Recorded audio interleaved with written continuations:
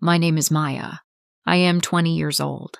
I live in a busy city and study at the university. I share a small apartment with my elder sister, Sophia. When I was only 10, our parents passed away in a car accident. Since then, Sophia has raised me like her own child. She is not only my sister, but also my mother, my teacher, and my best friend.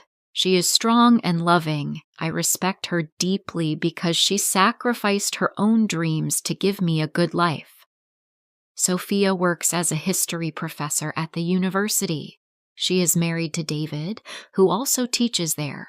He is polite and well-spoken. People admire him because he is calm and serious. Together, Sophia and David look like the perfect couple. Everyone believes their marriage is strong. And for a long time, I believed that too. But soon, I began to notice things.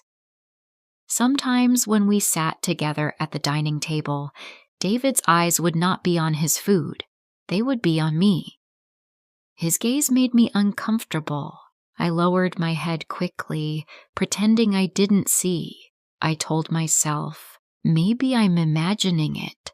Maybe I'm overthinking. One evening, we were having dinner. Sophia smiled and asked me about my exams. I started to answer, but when I looked up, I found David watching me closely. His smile was different, not the way a brother-in-law should smile at me. I felt uneasy. I quickly changed the topic and focused only on Sophia. That night, as I lay in bed, I could not sleep. My thoughts kept returning to David's eyes. I wanted to believe he was a good man. I wanted to believe that my sister's marriage was safe. But deep inside, a small voice told me the truth. Something was wrong. Days passed. David continued to behave politely in front of Sophia, but whenever we were alone in the same room, his eyes made me nervous. Sometimes he tried to start unnecessary conversations. Sometimes he stood too close when it wasn't needed. I avoided him as much as I could. One afternoon, I was reading in the living room. Sophia was at work, and David came home early. He sat across from me and asked about my studies. I gave short answers, hoping he would leave. But then his tone changed.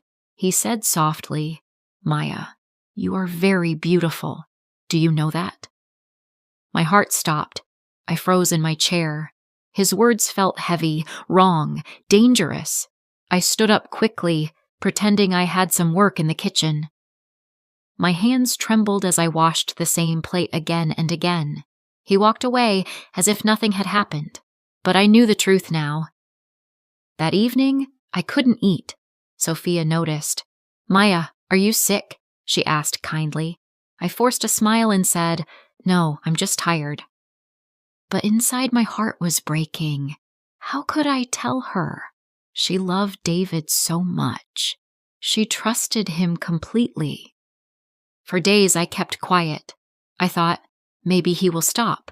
Maybe if I avoid him, things will be okay, but things only got worse.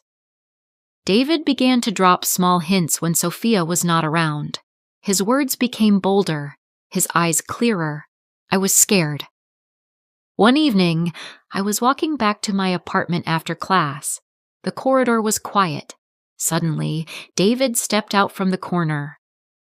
Before I could move, he came close and said in a low voice, "Maya, you drive me crazy." His eyes looked different, dark, hungry. I stepped back, but he blocked my way. Then he reached out and touched my arm, slowly sliding his hand up towards my shoulder. My whole body froze. "Please, stop," I whispered, but he leaned even closer. For a moment, I felt his breath near my ear as he said, "Don't fight it. I know you feel the same." My heart pounded. Fear rushed through me.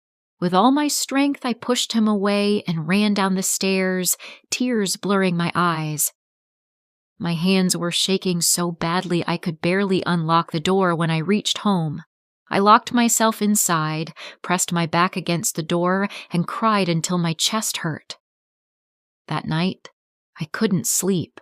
His touch, his words, they kept replaying in my mind like a nightmare. I knew then I couldn't keep silent anymore. Finally, I could not bear it anymore. One night, Sophia and I were sitting on the balcony. The sky was full of stars. She was smiling as she spoke about her work. I looked at her face, the same face that had cared for me since childhood. Tears filled my eyes. "Sophia," I whispered, "I need to tell you something." She grew serious immediately. "What is it, Maya?" I hesitated. My voice shook. "It's about David." Her smile faded. She looked at me carefully. I told her everything, his stares, his words, his behavior. As I spoke, tears ran down my cheeks. I expected her to get angry with me, to accuse me of lying, but Sophia didn't shout. She sat very still, listening to every word. Her hands were trembling. When I finished, there was silence. Then softly she said, "I believe you." Hearing those words, I broke down completely. I cried in her arms. She held me tight, though I could feel her own heart breaking. From that night, everything changed. Sophia confronted David. At first, he denied it, but when she pressed harder, he admitted the truth. Sophia's world shattered. The man she had trusted most had betrayed her. It was not easy. Sophia cried for many nights. I felt guilty, as if I had destroyed her marriage. But she told me firmly, "Maya, never blame yourself. The fault is not yours. You only showed me the truth. You protected me."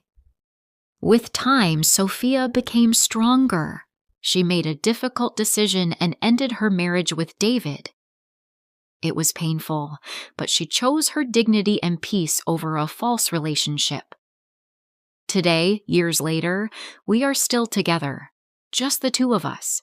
Life is not perfect, but it is honest. Sophia tells me often, trust is the root of every relationship. Without it, love cannot survive. And I have learned something important. Silence only gives power to wrong people. Speaking the truth may hurt for a while, but it saves us in the end. Always trust your inner voice. Never ignore the wrong, even if it comes from someone close. Truth may break hearts, but lies destroy lives. If you liked this story, please like, comment, share, and subscribe.